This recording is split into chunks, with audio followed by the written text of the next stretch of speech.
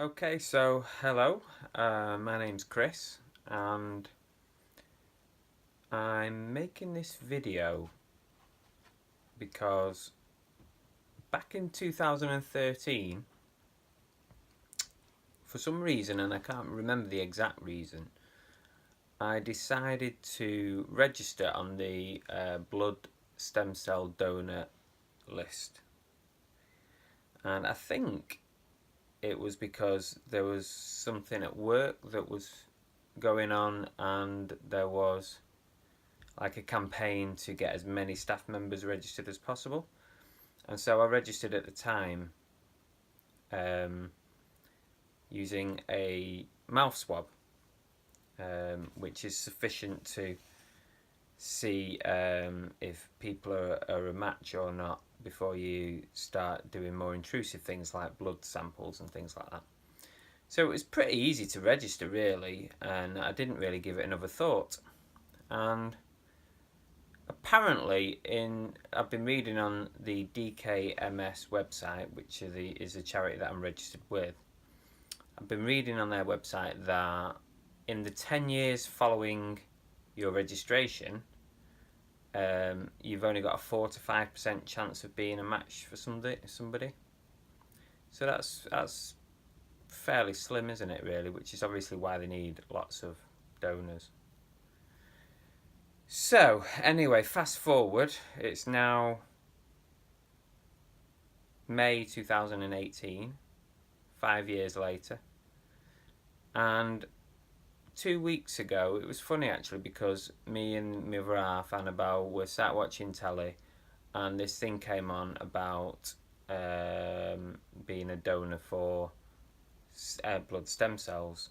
I'm not sure what program it was. So we were talking about it and then thought nothing more of it.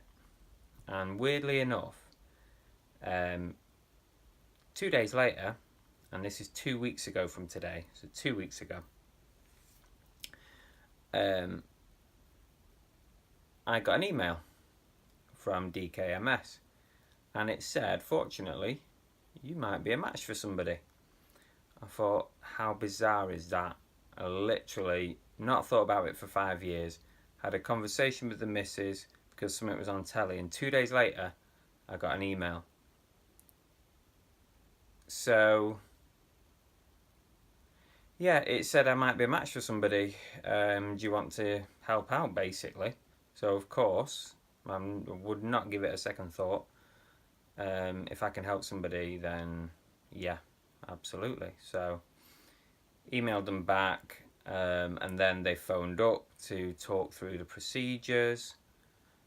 2 different ways that they can take your blood if you're a match, if you're the person that they pick for the patient. So this is way down the line. So they ring up, and there's 2 different ways. You can do it via bone marrow, which is a 2-night stay in hospital, or they can do it via like a transfusion type system where they draw your blood out, they take out of it what they want, and they put it back in again, which is a lot easier. So yeah, 2 ways, and he said, are you happy to proceed with it? They cover your expenses that you might incur if you lose any earnings at work,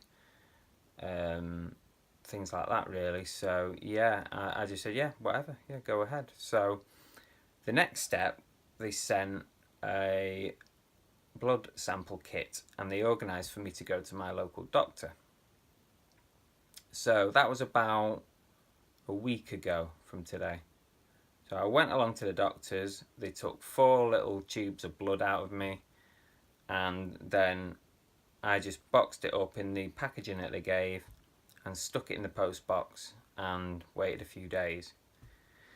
And then about 4 days after that, so only about 3 days ago, I got a phone call from DKMS, and they said the bloods were all clear, which is good. I haven't got any dodgy diseases, which I didn't know about, which is useful. So the bloods were all clear, that was good, and it's gone to the patient team, whatever that exactly means, and they're going to decide if they want to use me, basically, for my blood, or my stem cells in my blood.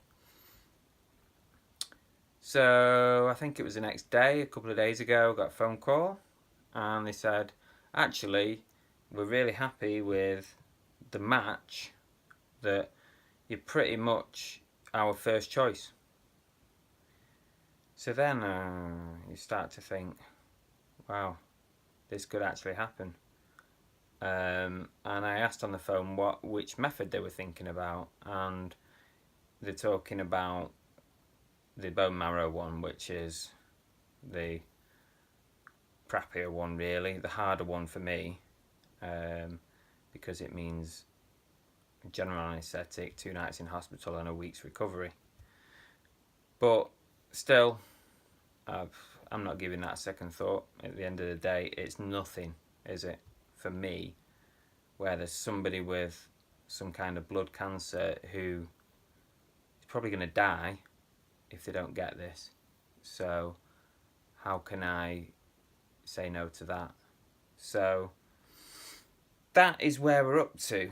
And I got a letter from DKMS about a day ago, just set to say that the results of the blood test, blah de blah de blah.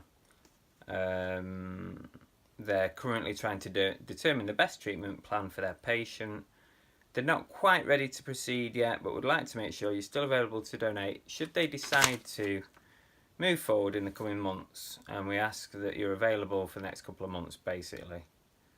And they're going to contact us as soon as they've got some more information. So that's where I'm up to, really. So I thought that I would make this video as like a little diary of the process, because I'm thinking, well,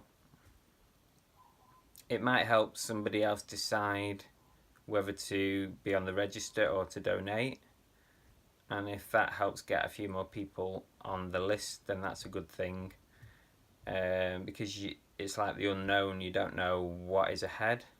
But hopefully I can help this person, because they're probably in a bad way right now, and why not, really? I think we should help where we can. It's a minor inconvenience. It's 1 week of my life. A general anaesthetic, yes, I've never had a general anaesthetic, but it's just a week of my life, and it's low risk, so it's worth it in my eyes. I've included in the description a link to the DKMS website, because if you want to go and register, you can just register with them and they'll send you out a swab pack, and then all you have to do is swab your cheeks, dead easy, stick it in the tubes or whatever and send it back to them, and that's you on the register, and you're there, you know, in case somebody needs help. And it could be your family, maybe one day one of your family members will need help, or your friends, and someone could be a lifesaver.